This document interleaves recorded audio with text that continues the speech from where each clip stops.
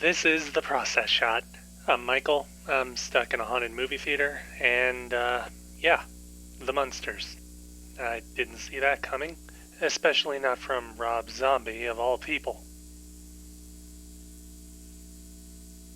Anyways, this new horror comedy is effectively an origin story for the 60s sitcom family, beginning in Transylvania and following the Frankenstein-like creation of Herman Munster, initially meant to be a creation of scientific achievement, but given the brain of a stand-up comic by accident. Soon afterwards, we also get to see his first encounters with his future vampire wife Lily, as well as her father, their budding romance and marriage, and their eventual move from their home country to America. You know, all the stuff you'd expect there to be to set up an ongoing television show, I think. Anyways, the story at hand is pretty bare bones, with not too much to talk about because of how little any actual substance occurs. There are the more major plot points I just brought up, but they are few enough in number that you could easily just name them off and have your summary in full. The rest of the movie is all of the little moments in between, whether they be setups for later plot points or just straight up distractions from the rest of the story. Whichever's the case, these allow some time for the comedy writing to take center stage, though it would be far from the truth to say that it's anything even slightly above average. The gags are more or less on par with dad jokes and one-liners, which might work for a 60s sitcom with a laugh track, but are far less effective here, even if they both might have the same sort of audience.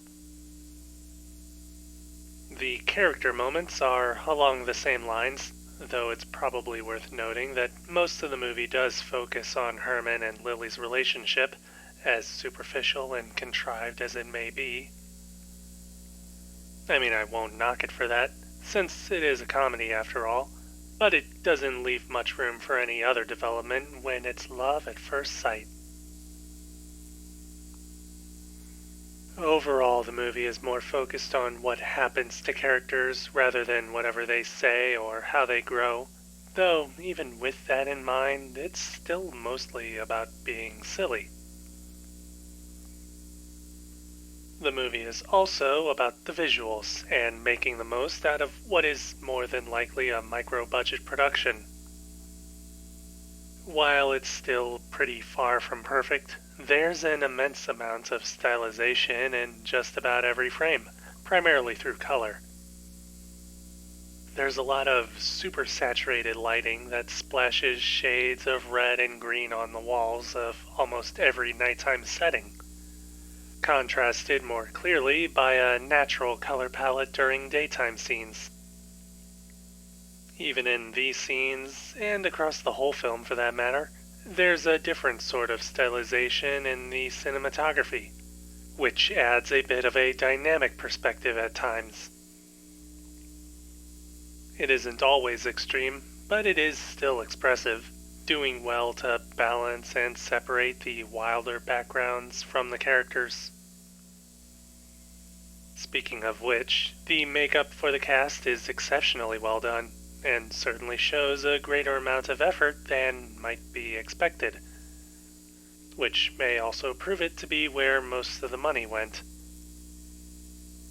Regardless, not only does it do a lot with relatively little, it also shows a great amount of affection for the source material, striving more for accuracy to that over some idea of modernity.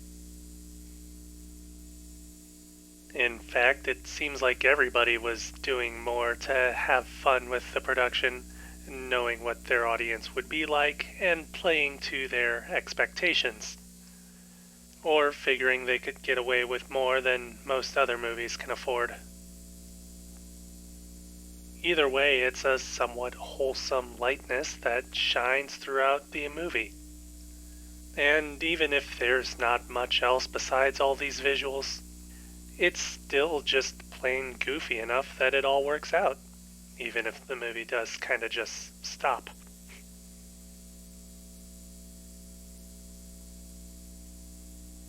The Munsters, Rob Zombie, 2022. 3 stars. I'd say it's worth seeing, no matter what anybody else says.